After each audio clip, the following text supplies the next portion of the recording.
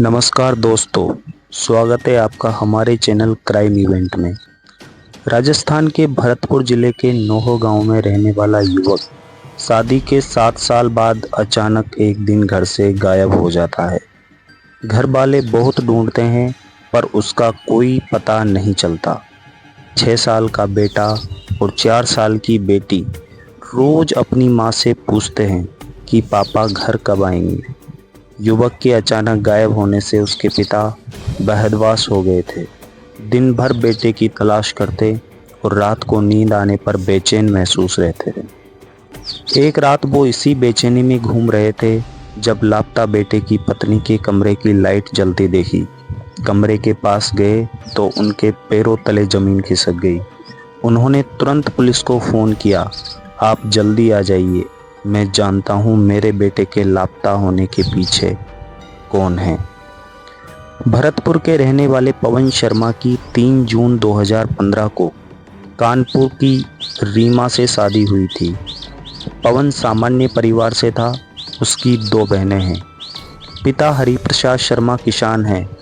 पवन दिल्ली में काम करता था। 4 साल तक पवन दिल्ली में और रीमा गांव में रही थी।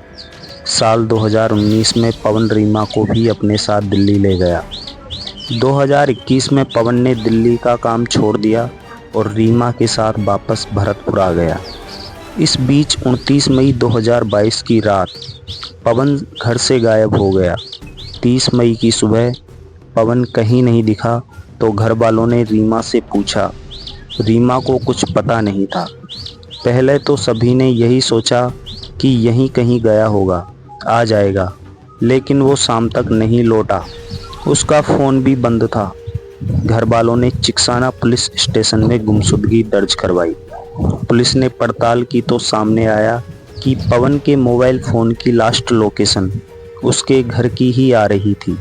ऐसे में पुलिस उसकी पत्नी रीमा से पूछताछ करना चाहती थी।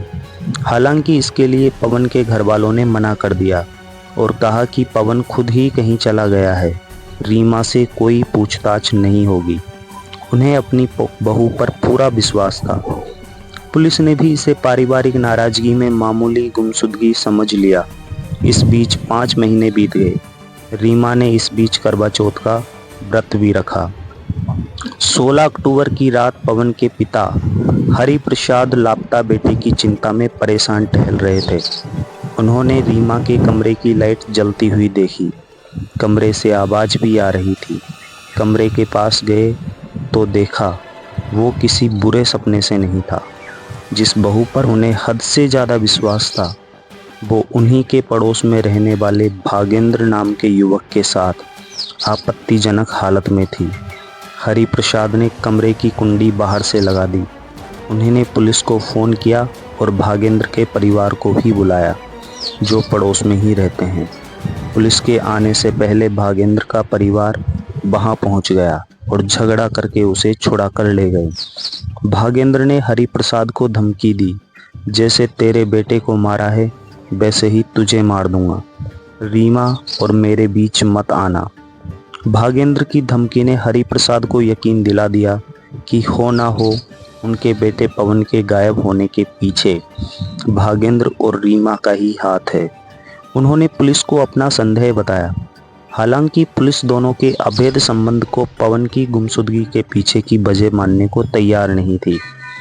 इधर इस बवाल के बाद भागेंद्र दिल्ली चला गया और रीमा 28 अक्टूबर को कानपुर में अपने पीहर चली गई। यहाँ उसने पवन और रीमा के कमरे की तलाशी ली तो उसे अंदर दबा के रखी एक रजाई में खून लगा हुआ मिला। यह देखते ही उसे और घर वालों को पवन के साथ किसी बड़ी अनहोनी का शक हो गया। उन्होंने तुरंत पुलिस को बुलाया और खून से सनी रजाई दिखाई। पुलिस के सामने अब बहुत बड़ा सबूत आ चुका था। पुलिस ने तुरंत रीमा को कानपुर से और भागेंद्र को दिल्ली से पूछताछ के लिए थाने बुला लिया। चिकसाना SHO विनोद मीणा ने बताया कि 20 नवंबर को दोनों से करीब 6 घंटे तक पूछताछ की गई। साथ ही रीमा कई देर तक पुलिस को गुमराह करने की कोशिश करती रही। दूसरी तरफ भागेंद्र भी पुलिस को बातों में घुमाता रहा। दोपहर में पुलिस ने सख्ती से भागेंद्र से पूछताछ की तो उसने सच बयां कर दिया। उसने बताया कि वो रीमा से प्यार करता है। उसने बताया कि पवन ने उसे और रीमा को एक साथ देखा तो उसकी हत्या कर दी। पवन के मर्डर में उसका दीप नाम का एक दोस्त भी साथ था। भागेंद्र के कबूलनामे के बाद रीमा टूट गई और उसने भी पुलिस को सब कुछ सच बता दिया। रीमा ने पुलिस को बताया कि साल 2019 में पवन उसे अपने साथ दिल्ली ले गया था। दिल्ली में पवन के गांव का भागेंद्र भी रहता था। शादीशुदा भागेंद्र लोन दिलाने का काम करता था। वहीं पर भागेंद्र और रीमा की मुलाकात हुई। धीरे धीरे मुलाकात नज़दीकियों में बदल गई। पवन काम पर जाता था तो भागेंद्र को घर बुला लेती थी। दोनों साथ में घूमते। भागेंद्र उसे गिफ्ट भी लाकर देता था। इस दौरान दोनों के बीच कई बार संबंध भी बने। साल 2021 में पवन ने दिल्ली का काम छोड़ दिया और रीमा के साथ वापस भरतपुर आ गया। भरतपुर आने के बाद रीमा और भागेंद्र का आपस में मिलना बंद हो गया था। मिलना बंद हो गया तो रीमा और भागेंद्र ने खतरनाक साजिश रची। रीमा हर रात अपने पति पवन और पूरे परिवार को खाने में दूध चाय में नींद की गोलियां मिलाकर देने लगी। जब सब बेहोश हो जाते तो भागेंद्र को फ़ोन कर देती।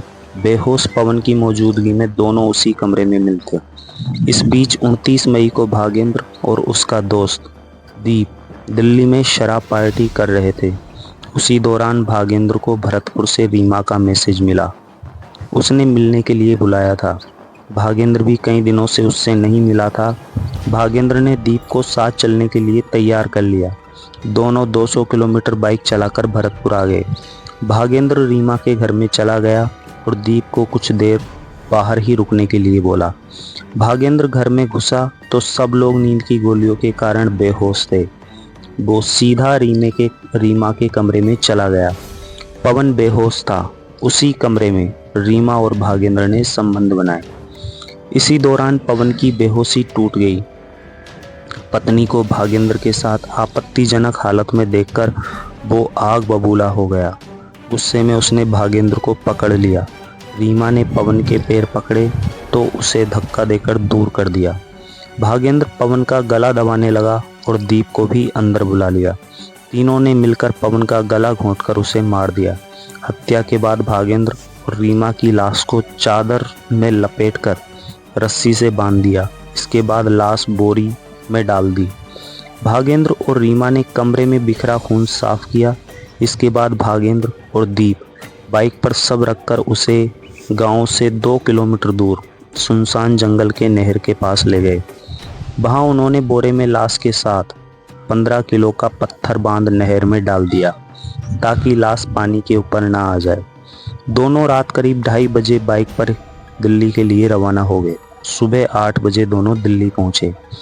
दोनों से पूछताछ के बाद पुलिस जेसीबी और ट्रैक्टर लेकर नहर के पास सब निकालने पहुंची। भागेंद्र ने उन्हें बताया कि सब कहां पर फेंका। उनकी निशानदेही पर बोरा निकाला गया। बोरे को खोलकर देखा तो उसमें सिर्फ 17 हड्डियां मिली। 6 महीने में मछलियां और कछुए सबको पूरी तरह खा गए थे। बोरे में पवन की शर्ट, पर्स और दस्तावेज मिले। चिकसाना पुलिस स्टेशन के एसआई कृष्णवीर सिंह ने बताया कि पुलिस ने खुलासे के बाद मर्डर में शामिल पत्नी रीमा, बॉयफ्रेंड भागेंद्र और उसके दोस्त दीप को गिरफ्तार कर लिया था। इसके बाद कोर्ट में चालान भी पेश कर दिया। फिलहाल मामला कोर्ट में चल रहा है। अगर आपको हमारी वीडियो अच्छी लगी हो तो वीडियो को लाइक करें और चैनल को सब्सक्राइब ज़रूर करें। बहुत बहुत धन्यवाद।